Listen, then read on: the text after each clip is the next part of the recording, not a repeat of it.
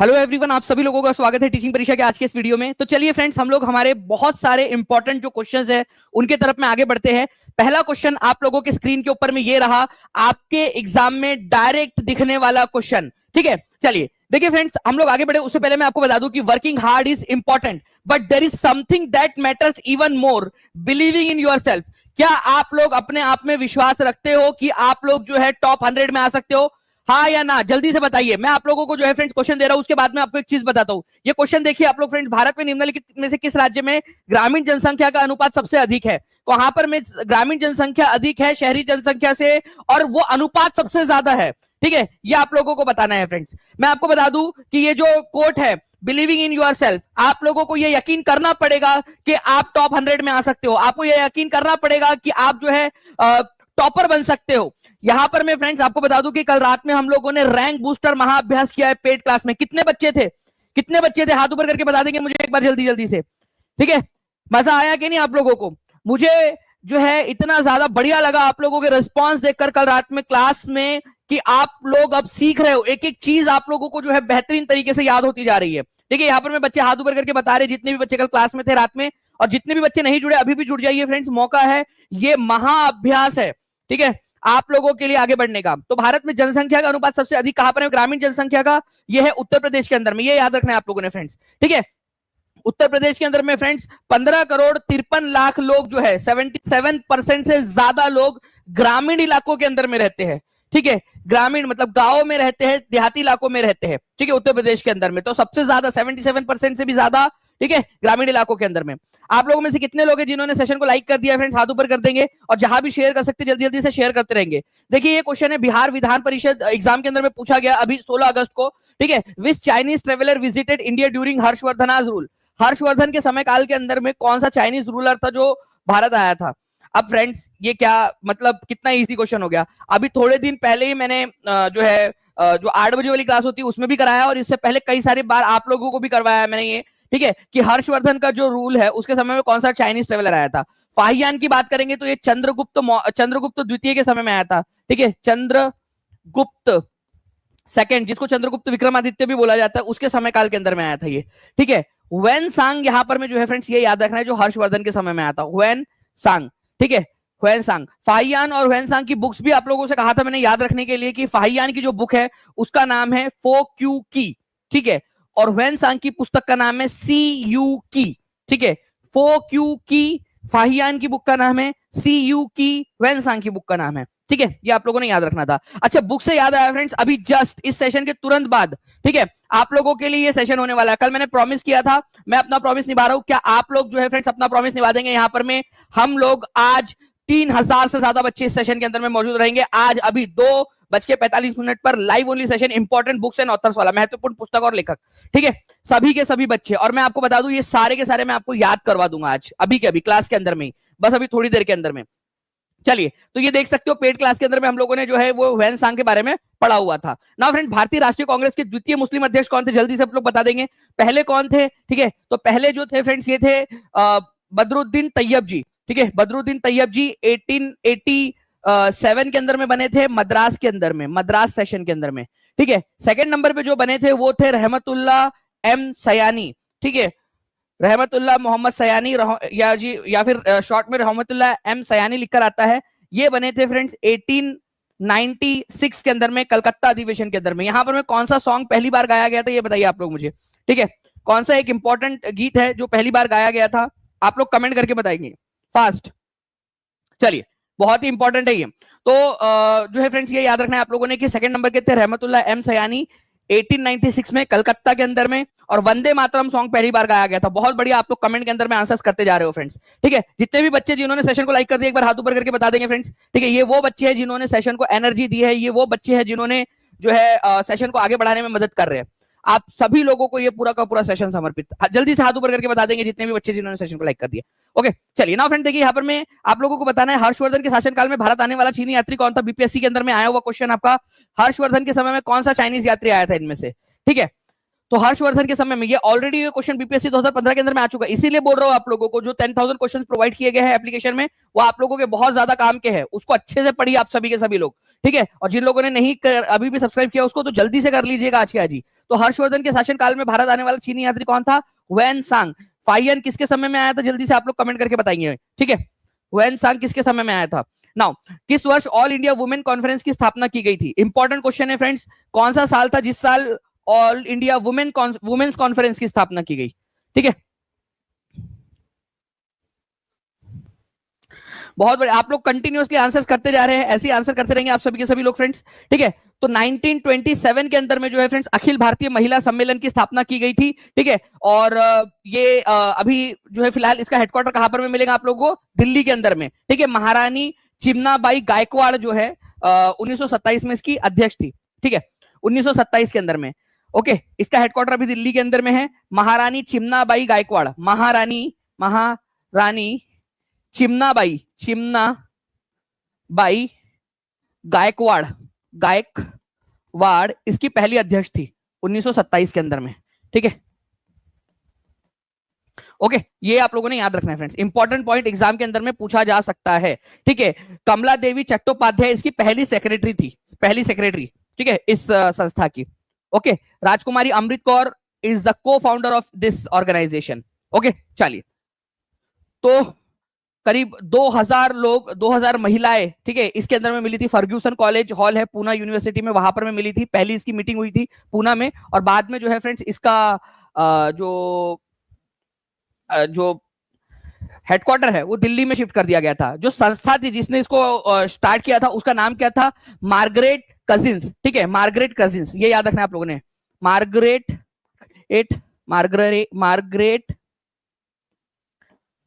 Cousins, ठीक है, ये संस्था का नाम था मार्गरेट कजिन्स, जिसने इसको स्टार्ट किया था, ठीक है। मार्गरेट कजिन्स ये संस्था थी जिसने इसको स्टार्ट किया था। महारानी चिमनाबाई गायकवाड़ इसकी पहली अध्यक्ष थी, ठीक है। कमला देवी चट्टोपाध्याय इसकी पहली सेक्रेटरी थी, ठीक है। राजकुमारी अमृत कौर इसकी वन ऑफ द को फाउंडर्स थी, ठीक है। 1927 में पूना में इसकी स्थापना हुई थी, दिल्ली में इसका हेडक्वार्टर है। कितनी सारी चीजें हमने पढ़ ली है यहाँ पर में, ठीक है। 1000 लाइक से हम लोग केवल और केवल जो है फ्रेंड 60 लाइक्स दूर है। जल्दी जल्दी से सेशन को लाइक एंड शेयर करते रहेंगे, ठीक है। और सेशन को लाइक कर दिए तो हाथ ऊपर करके बता देंगे मुझे, और जहां भी शेयर कर सकते हो जल्दी से शेयर कर देंगे आप लोग। ओके, नेक्स्ट क्वेश्चन, भारत के स्वतंत्रता आंदोलन के दौरान गहन राष्ट्रवादी विचारों का प्रचार प्रसार किस समाचार पत्र ने किया था? ये आपके बीपीएससी के एग्जाम में आया हुआ क्वेश्चन, जो हमने पिछले दिन पावर जो है आप लोगों का नॉलेज कैप्सूल का भी एक पार्ट आप लोग मान सकते हो, उसके अंदर में रैंक बूस्टर जो है हमारा महाअभ्यास, उसके अंदर में हम लोगों ने किया है। और आपको बता दूं, रैंक बूस्टर में मैंने आपको एक एक चीज बताई है इसके बारे में। अमृत बाजार पत्रिका के बारे में मैंने आप लोगों को बताया है कि इसकी स्थापना कब हुई थी, किसने इसकी स्थापना की, ठीक है, और कैसे इसने अपने आप को जो है रातों रात इंग्लिश न्यूज़पेपर में कन्वर्ट कर लिया था। ये सारी चीजें आपको बताया है मैंने, ठीक है। तो अमृत बाजार पत्रिका जो है फ्रेंड्स, ये एक गहन राष्ट्रवादी विचारों वाला समाचार पत्र था, ठीक है। मोतीलाल घोष, ठीक है, मोतीलाल घोष और शिशिर कुमार घोष, ठीक है, शिशिर कुमार घोष जो है, इन्होंने इसकी स्थापना की थी, ये याद रखना है आप लोगों ने। इसकी स्थापना हुई थी 1868 के अंदर में। भारतीय विचारों को, राष्ट्रवादी विचारों को ये रखता था। जब वर्नाकुलर प्रेस एक्ट आया 1878 के अंदर में, लॉर्ड लिटन के समय में, ठीक है, उस समय में जो है फ्रेंड्स क्या हुआ, इस समाचार पत्र ने, क्योंकि वो बंगाली भाषा का था ये समाचार पत्र, और बंगाली भाषा के ऊपर में, भारतीय सारी भाषाओं के ऊपर में वर्नाकुलर प्रेस एक्ट लगा हुआ था, ठीक है, कि बिना सरकार की अनुमति के आप कुछ नहीं छाप सकते। इंग्लिश पे ऐसा कोई रूल था नहीं, तो उन्होंने अपने आप को इंग्लिश न्यूज़पेपर में कन्वर्ट कर लिया था, ठीक है। तो ये सारी चीजें जो है फ्रेंड्स हम लोगों ने पूरा डिटेल में पढ़ा है। रैंक बूस्टर महाअभ्यास जो हम लोगों ने कल रात में किया है, आज भी फ्रेंड्स साइंस का जो है आपका रैंक बूस्टर महाअभ्यास है 9 बजे, जितने भी बच्चे हैं, ठीक है, वो जरूर जो है याद रखना है आप लोगों ने, जुड़ जाना है आप लोगों ने एग्जैक्ट 9 बजे आज, ठीक है। ऐसे आप लोगों के रैंक बूस्टर के अंदर में आपको बहुत सारी चीजें जो है सीखने के लिए मिलेंगी। नेक्स्ट, तमिलनाडु में सबसे अधिक कपास मिले निम्नलिखित में से कौन से स्थान पर है? ये ऐसे क्वेश्चन है फ्रेंड जो आप लोगों को डायरेक्ट याद रखने चाहिए, क्योंकि इसके ऊपर में डायरेक्ट क्वेश्चन आप लोगों का एज इट इज आ जाता है डायरेक्टली। तो तमिलनाडु के अंदर में सबसे अधिक कपास की मिले कहां पर में है? ये क्वेश्चन रिपीट होगा, डायरेक्टली रिपीट होगा, एज इट इज रिपीट होगा, ठीक है। तो यहां पर में ज्यादा दिमाग ना लगाते हुए आप लोगों ने इसका आंसर याद रखना है। अगर ये क्वेश्चन आता है तो क्या आंसर हो जाएंगे, जल्दी से आप लोग बताइए यहां पर में, ठीक है। तो कोयम्बटूर जो है फ्रेंड्स, ये याद रखना है आप लोगों ने, सबसे ज्यादा जो कपास मिले हैं तमिलनाडु में कोयम्बटूर के अंदर में मिलेंगी। ये क्वेश्चन जब भी रिपीट होगा as it is same options के साथ में रिपीट होगा, आप देख लीजिएगा, ठीक है। चलिए, तो कोयम्बटूर जो है फ्रेंड्स, ये याद रखना है आप लोगों ने। नेक्स्ट क्वेश्चन की तरफ में हम लोग आगे बढ़ते हैं। आप लोगों के आपको बता दूं फ्रेंड्स कि थोड़ी देर के अंदर में हम लोग जो है सारी की सारी पुस्तकें पढ़ने वाले हैं। आप लोगों को मैंने कल प्रॉमिस किया था, अपना प्रॉमिस मैं निभा रहा हूं। ठीक है, अब आप लोगों की बारी है कि आप लोग जितना ज्यादा सेशन को शेयर कर सकते हैं, लाइक कर सकते हैं। ठीक है, उतना ज्यादा से ज्यादा आप लोग करोगे, जितना ज्यादा आपका रिस्पॉन्स रहेगा उतना ज्यादा हम और ज्यादा इनिशिएटिव्स आप लोगों के लिए लेते रहेंगे। ठीक है, चलिए, केंद्रीय सूचना आयोग की स्थापना किस वर्ष की गई थी? Very very very important question. ठीक है, देखिए फ्रेंड्स, आप लोगों को एक चीज याद रखनी है कि भारत के अंदर में सूचना का अधिकार जो है, ठीक है, ये कानून कब लगा था? ठीक है, आरटीआई, राइट टू इंफॉर्मेशन वाला जो आपका कानून है, ये कौन से साल लागू हुआ था? उसी साल जो है फ्रेंड्स इसका जो केंद्रीय सूचना आयोग है उसकी भी स्थापना की गई थी। तो केंद्रीय सूचना आयोग, इसकी स्थापना जो है फ्रेंड्स की गई थी 2005 में। वैसे आरटीआई कब लागू हुआ था, ये क्वेश्चन आप लोगों से बन सकता है फ्रेंड्स, तो प्लीज इसको भी याद रखिएगा आप सभी के सभी लोग। ठीक है, 12 अक्टूबर 2005 जो है फ्रेंड्स, इस दिन के जो है आरटीआई लागू हुआ था। आरटीआई का जो कानून है वो लागू हुआ था, ये याद रखना है आप लोगों ने। तो 2005 में केंद्रीय सूचना आयोग, सेंट्रल इंफॉर्मेशन कमीशन, ठीक है, इसकी भी स्थापना की गई थी। ये बिहार पुलिस कांस्टेबल के एग्जाम के अंदर में आ चुका है ये क्वेश्चन अभी। ठीक है, आगे में भी पूछे जाने की संभावना है, तो प्लीज इसको याद रखेंगे आप सभी के सभी। ठीक है, नेक्स्ट क्वेश्चन की तरफ में आगे बढ़ते हैं फ्रेंड्स। आप लोगों को बताना है इनमें से जो है आपका क्रेटर लेक कौन सा है। जस्ट अ सेकेंड जी, बताइए इनमें से जो है फ्रेंड्स क्रेटर लेक कौन सा है। थोड़ा सा आई थिंक पीपीटी लोड ले रही है। निम्नलिखित झीलों में से कौन सी झील क्रेटर झील का एक उदाहरण है? क्रेटर झील, ठीक है, जो कि किसी ना किसी एक इंपैक्ट के कारण बनी है। ठीक है, मीटियोरॉइड के इंपैक्ट के कारण बनी है। बताइए जल्दी जल्दी से। तो अगर मैं बात करूं फ्रेंड्स यहां पर मैं इस पर्टिकुलर झील की, ठीक है, जो क्रेटर लेक की कैटेगरी में आती है वो है लोनार लेक। लोनार लेक कहां पर में मिलेंगे आप लोगों को फ्रेंड्स? महाराष्ट्र के अंदर में, ये याद रखना है आप लोगों ने। ठीक है, इसके अलावा जो है फ्रेंड्स ये अष्टमुड़ी झील कहां पर में, ये भी बहुत ही फेमस क्वेश्चन है। अष्टमुड़ी झील ये केरला में मिलेंगी आप लोगों को, कोल्लम नाम की जगह पे, केरला में। केरला बहुत ही फेमस झील है अष्टमुड़ी झील, कोल्लम के अंदर में। ठीक है, ये भी याद रखेंगे आप लोग। ओके, सो मोरिरी झील, ठीक है, लद्दाख के अंदर में है। सो मोरिरी लेक या लेक मोरी भी इसको बोला जाता है। ठीक है, सो मोरिरी बोलो या लेक मोरी बोलो, इसको लद्दाख के अंदर में लोकेटेड है ये। ठीक है, तो अगर ये पूछ लिया जाए आप लोगों से, ठीक है, तो ये लद्दाख में है। लद्दाख में लेक मोरी भी बोला जाता है इसको। ठीक है, और नैनीताल तो आपको पता ही है फिर फ्रेंड्स की, ठीक है, उत्तराखंड के अंदर में एक जगह का नाम है। चलिए आगे बढ़ते हम लोग फ्रेंड्स। यहाँ पर में अटोक में अपनी पहाड़ी यात्रा के अंत में सिंधु नदी अफगानिस्तान की किस नदी से जुड़ती है? ठीक है, आप लोग बताइए यहाँ पर में कौन सी नदी है? Which river of Afghanistan, Afghanistan से आती है ये नदी। ठीक है, और आकर सिंधु नदी में जुड़ जाती है कौन सी जगह पे? अटोक नाम की जगह के ऊपर में, अटोक पे। ये बहुत ही इंपॉर्टेंट है। ठीक है, ये दो बड़ी नदियां है जिसका संगम होता है अटोक, पाकिस्तान के अंदर में। ठीक है, तो अफगानिस्तान से निकलती है काबुल नदी। ठीक है, और उसी के तट के ऊपर में काबुल शहर, अफगानिस्तान की राजधानी काबुल उसी के ऊपर में बसा हुआ है। ठीक है, ये सिंधु नदी के अंदर में अटोक नाम की जगह है पाकिस्तान में, उसमें मिल जाती है। ठीक है, तो आंसर आपका ऑप्शन नंबर सी हो जाएगा। ठीक है, इसको याद रखना है आप लोगों ने, इंपॉर्टेंट है, एग्जाम के अंदर में आप लोगों से पूछ सकते हैं, तो प्लीज इस पर्टिकुलर पॉइंट को आप लोग याद रखिएगा। ठीक है, सी इज द करेक्ट आंसर। तो अफगानिस्तान से निकलकर, ठीक है, खैबर पख्तून प्रांत से ये नदी निकल पाकिस्तान में एंटर करती है और अटोक नाम की जगह पर सिंधु नदी के अंदर में मिल जाती है। ठीक है, नाउ नेक्स्ट क्वेश्चन जो है फ्रेंड, भारतीय राष्ट्रीय कांग्रेस के निम्नलिखित में से किस सत्र के दौरान सुभाष चंद्र बोस ने, ठीक है, अध्यक्षता की थी? बताइए, इंडियन नेशनल कांग्रेस के कौन से सेशन के अंदर में सुभाष चंद्र बोस अध्यक्ष थे? देखिए, सुभाष चंद्र बोस 2 बार अध्यक्ष बने, 1938 के अंदर में और 1939 के अंदर में। ठीक है, ओके, ये सेशन था हरिपुरा के अंदर में, हरिपुरा, और ये था त्रिपुरी के अंदर में। त्रिपुरा नहीं है, ये त्रिपुरी नाम की जगह मध्य प्रदेश में, त्रिपुरी। ये यहां पर में उनको इस्तीफा भी देना पड़ गया था, लेकिन अध्यक्ष बने तो थे कम से कम। ठीक है, तो हरिपुरा और त्रिपुरी, तो more than one of the above answer हो जाएगा। हरिपुरा के अंदर में अध्यक्ष बने थे और त्रिपुरी के अंदर में भी वो उन्होंने अध्यक्ष बने थे, वो बाद में उन्होंने इस्तीफा दे दिया था। तो A and D, more than one of the above, इसका आंसर हो जाएगा आप लोगों का। ठीक है, 2 बार अध्यक्ष बने, लेकिन उन्होंने जो है वो इस्तीफा दे दिया था त्रिपुरी में बाद में। ठीक है, चलिए, तो ये एक आप लोगों का पॉइंट है, इसको याद रखिएगा आप लोग। हरिपुरा में, ठीक है, और त्रिपुरी सेशन के अंदर में 2 बार वो अध्यक्ष चुने गए। आंसर हो जाएगा आप लोगों का ऑप्शन नंबर ई, यहां पर में more than one of the above. चलिए नेक्स्ट क्वेश्चन की तरफ में आगे बढ़ते हैं। जितने बच्चे हैं जिन्होंने सेशन को लाइक कर दिया, एक बार हाथ ऊपर करके फिर से बता देंगे फ्रेंड्स, क्योंकि यहाँ पर मैं पूरी एनर्जी आप लोगों का जितना रिस्पांस है उससे मिलती है। तो आप लोगों का, आपकी जिम्मेदारी बनती है कि आप जहां भी इसको शेयर कर सकते हो, टेलीग्राम, फेसबुक, व्हाट्सएप, इंस्टाग्राम, हर एक जगह पे जल्दी जल्दी से शेयर कर दीजिए, ताकि इसी तरीके से हम लोग बहुत सारे क्वेश्चन कर सके। और इसके तुरंत बाद में आप लोगों की जो है फ्रेंड्स, मैं आप लोगों को बुक्स करवाने वाला हूं, इंपॉर्टेंट बुक्स याद करवा दूंगा आज के आज, यही के यही। ठीक है, तो आप सभी लोगों ने जो है फ्रेंड्स इस सेशन को जल्दी से जल्दी 2000 लाइक प्लस लाइक्स करवाना है आप लोगों ने, ताकि टीम जो है जो आपके लिए दिन रात मेहनत कर रही है, कल रात में आप लोगों के लिए जो पूरा फॉर्मेटिंग की है, बुक की इमेजेस लगी है, हर चीज आप लोगों के लिए जो लगाया है, ठीक है, वो मेहनत जो है उनको लगे कि यार हाँ सही बच्चों के लिए मेहनत करे। तो जल्दी से सेशन को जो है 2000 लाइक्स प्लस करना है आप लोगों ने अगले 2 मिनट के अंदर में। तो देखिए, लोकसभा में प्रथम महिला सभापति कौन थी? तो लोकसभा जो है फ्रेंड्स, आप लोगों ने याद रखना है, लोकसभा के पहले जो सभापति थे या लोकसभा के पहले स्पीकर थे, ठीक है, जीवी मावलंकर थे। लेकिन महिला सभापति या महिला स्पीकर बनते बनते बहुत देर लग गई।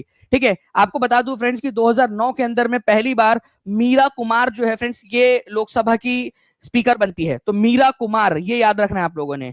और उसके बाद में बनी थी सुमित्रा महाजन जी। ठीक है, तो मीरा कुमार और फिर बाद में सुमित्रा महाजन, केवल 2 महिलाएं ऐसी है जो अध्यक्षा बनी है या स्पीकर बनी है लोकसभा की। कौन कौन है? ठीक है, एक तो मीरा कुमार है और उसके बाद में सुमित्रा महाजन है, सुमित्रा महाजन।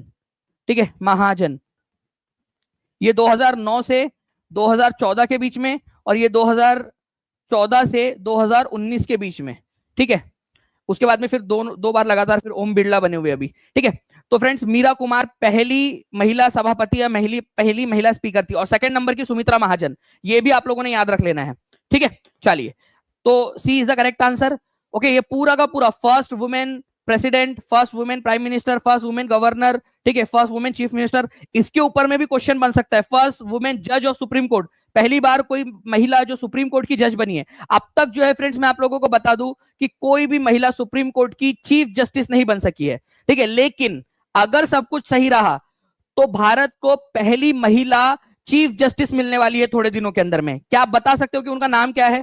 ठीक है, जल्दी बताइए। मैंने अभी थोड़े दिन पहले वो क्वेश्चन भी करवाया था आप लोगों को, अगर याद हो तो। ठीक है, तो अगर याद आ रहा है तो जल्दी बता देना, क्योंकि मैंने आपको थोड़े दिन पहले वो क्वेश्चन करवाया हुआ है अभी। तो फातिमा बीवी जो है फ्रेंड्स, ये याद रखना है आप लोगों ने, पहली जस्टिस थी, मतलब सिर्फ जज थी। चीफ जस्टिस अभी तक कोई महिला नहीं बनी है, थोड़े दिन के अंदर में बनने वाले हैं। ओके, नाउ आगे बढ़ते हम लोग फ्रेंड्स। यहाँ पर में मंडल आयोग के गठन के समय भारत के प्रधानमंत्री कौन थे? मंडल आयोग का गठन जब हुआ उस समय में कौन थे, और जब लागू हुआ उस समय में कौन थे? दोनों क्वेश्चन आप लोग आंसर कर पाओगे तो ही इस क्वेश्चन का 1 अंक अपने अंदर अपने पास में गिनना आप लोग।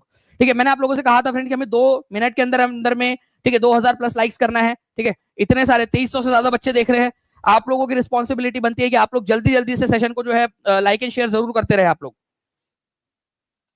ठीक है, तो देखिए, मंडल आयोग के गठन के समय में भारत में जो प्रधानमंत्री थे फ्रेंड्स, वो थे मोरारजी देसाई। ठीक है, मंडल आयोग का जब गठन हुआ, और जब लागू हुआ उस समय में थे वीपी सिंह। ठीक है, वीपी सिंह जब लागू हुआ उस समय में 1990 में, और 1979 के अंदर में जब इसका गठन हुआ था उस समय में मोरारजी देसाई थे। ठीक है, तो ये दोनों पॉइंट्स है जो है आप लोगों ने याद रखना है। ठीक है, बिंदेश्वर प्रसाद मंडल, उनकी अध्यक्षता में ये आयोग बना था, इसी वजह से इसको मंडल आयोग के नाम से जाना जाता है।